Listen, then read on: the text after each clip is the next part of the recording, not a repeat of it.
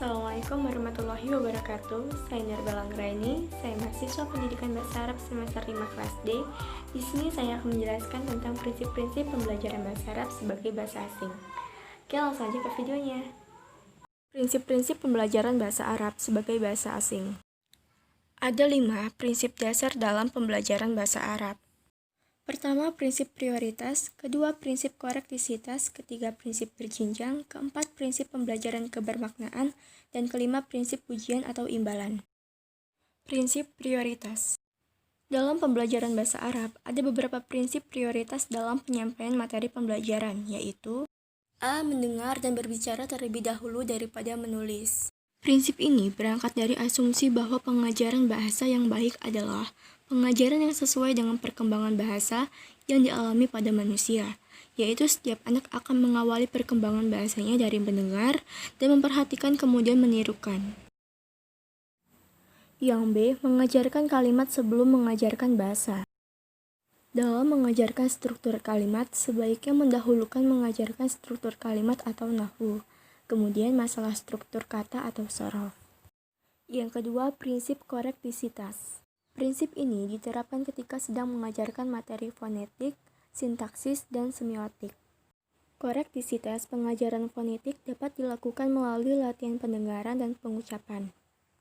Jika peserta didik masih sering melafalkan bahasa ibu, maka guru harus menekankan latihan melafalkan dan menyimak bunyi huruf Arab yang sebenarnya secara berkesinambungan dan fokus pada kesalahan peserta didik. Korektisitas dalam pengajaran sintaksis. Perlu diketahui bahwa struktur kalimat dalam bahasa satu dengan bahasa yang lainnya pada umumnya terdapat banyak perbedaan. Korektisitas ditekankan pada pengaruh struktur bahasa ibu terhadap bahasa Arab. Misalnya, dalam bahasa Indonesia, kalimat selalu diawali dengan kata benda atau subjek.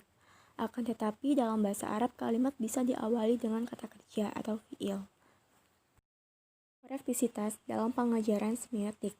Dalam bahasa Indonesia, pada umumnya setiap kata dasar mempunyai satu makna ketika sudah dimasukkan dalam satu. Tetapi, dalam bahasa Arab, hampir semua kata mempunyai arti lebih dari satu, yaitu lebih dikenal dengan istilah mustarak dan mutaradif. Yang ketiga, prinsip berjenjang.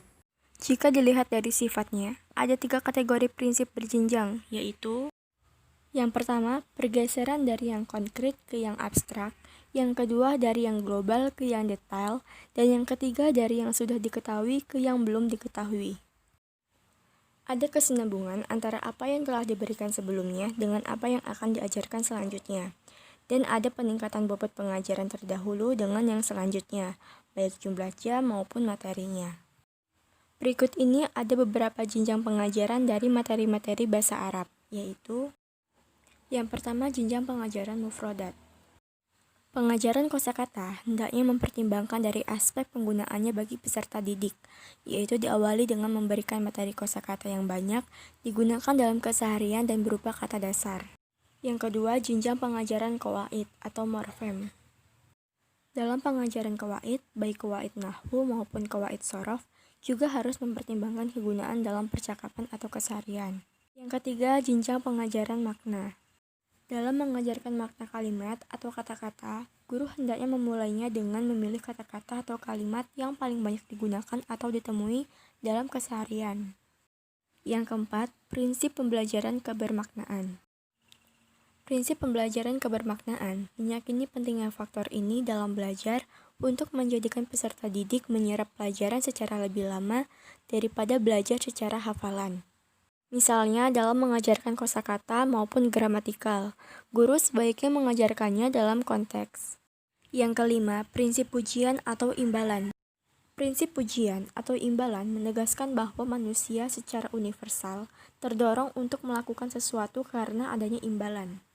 Guru seringkali lupa akan hal ini, sehingga mereka kebanyakan kikir dalam memberi reward dalam bentuk pujian yang sebenarnya pada konteks-konteks tertentu diperlukan.